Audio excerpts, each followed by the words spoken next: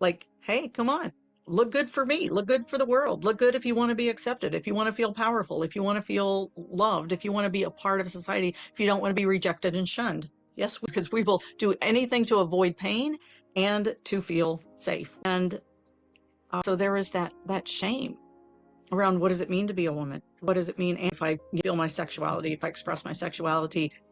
Am I going to be called promiscuous? Am I going to be labeled? And, and just the fact you've both spoken to, can I just be with this in my body and be okay with this? Even those things start to surface and you feel, even that we have to question, is it okay to feel this in my own body all by myself?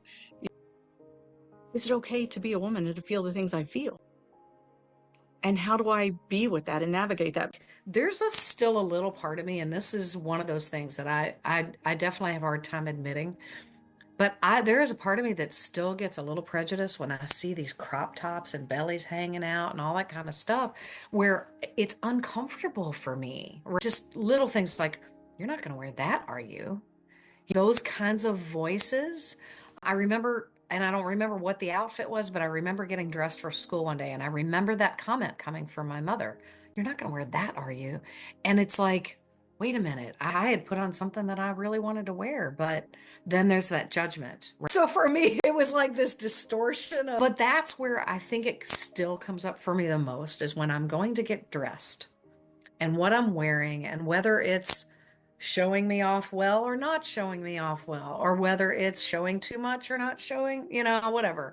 Just that constant question of what I'm putting on my body and how it's going to be perceived. And then, of course, the question comes back to me, how am I perceiving myself?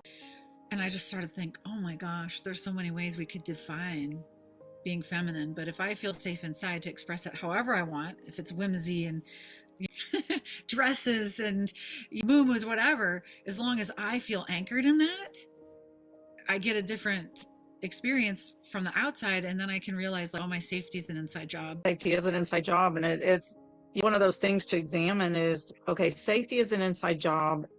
So where we feel safe, where we feel secure, where we know that we don't have to put on the exterior face